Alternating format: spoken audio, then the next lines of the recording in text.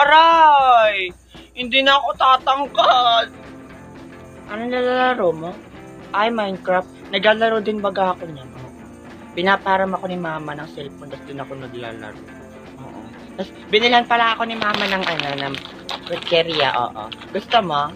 Ayan, palaruin mo ako, oo. Di ba nga mag-best friend naman tayo, di ba? O, di ba?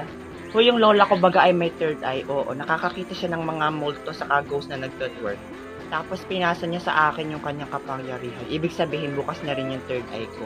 Nakakakita ako ng mga multo. Actually, meron nga multo sa likod mo oo.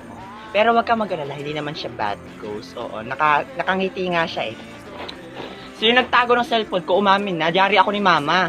Akin na nga yung cellphone mo, makapag-post sa Facebook, ang makapulot ng aking cellphone ay may reward. Pero ipapakulong ko talaga. Ay, charot lang, hindi yung kasali.